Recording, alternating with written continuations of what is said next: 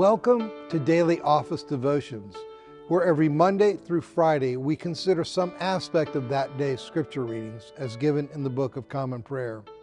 I'm Reggie Kidd, and I'm grateful to be with you. On this Thursday in the season after Pentecost, our readings come from Proper 28 of Year 1 in the Daily Office Lectionary. First Maccabees, continuing God's victory.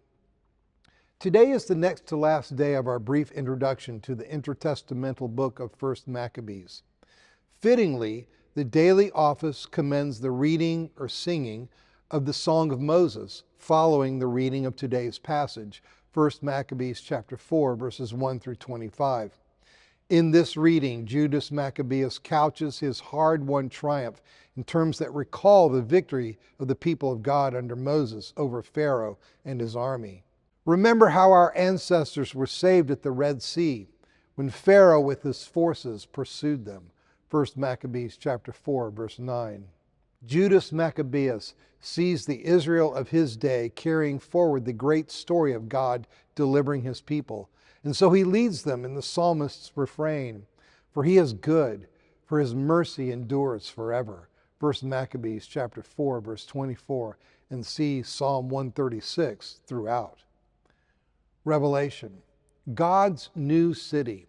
Today also happens to be the next to last day of our survey of Revelation, a peek into the final chapter of God's grand story of reclamation, redemption, and renewal. Symbolic details flesh out what it is for God finally to dwell among us. God himself, the incarnate God-man, is the temple. Thus, the new city that has come down from heaven has no temple in it. God's very presence provides all the light anybody needs, so there's no need of sun or moon. With all enemies vanquished, city gates will never need to be closed. Access to the tree of life that had been denied at the fall in the Garden of Eden is opened in this new Edenic city. A river of the water of life flows through it, nourishing trees that bear leaves for the healing of the nations. Where curse had ruled for millennia, now there's life and health and peace. Personal benefits that John lists, well, honestly, they outstrip my capacity to imagine them. What does it mean to see the face of the invisible God, unless perhaps John means we see his image bearer, Jesus Christ, God incarnate, Revelation chapter 22, verse 4. God's name on our foreheads, Revelation chapter 7, verse 3 and chapter 14, verse 1. By way of contrast, see chapter 13, verse 16 and chapter 17, verse 5. It means we will have been forever claimed as God's cherished possession. And the notion that we will reign forever and ever can only mean that life in the New Jerusalem will not be static. In a vast universe emerging from the cloud of dissolution and decay, we will have dominions to explore and tasks that renew the mandate to our original parents to subdue and have dominion. Genesis chapter 1, verse 28. Matthew, readiness for life in the city of God. In Matthew chapter 18, Jesus elegantly lays out the path to preparedness for life in the New Jerusalem.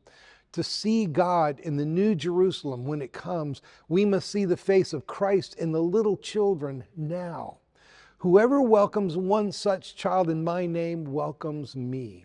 Matthew chapter 18, verse 5. To prepare ourselves to bear the name that declares his permanent proprietorship on our brow, we monitor our lives in the now, looking to purge our hearts of desires that would take us where errant eyes or feet or hands would otherwise take us.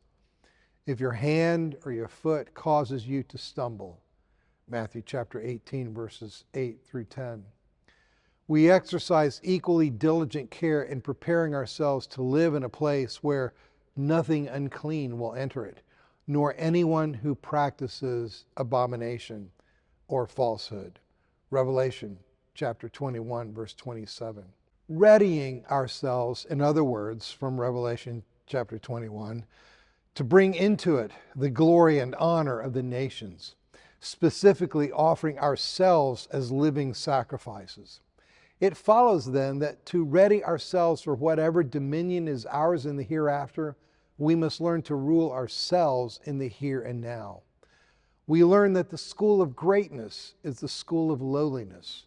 Truly, I tell you, unless you change and become like children, you will never enter the kingdom of heaven. Whoever becomes humble like this child is the greatest in the kingdom of heaven.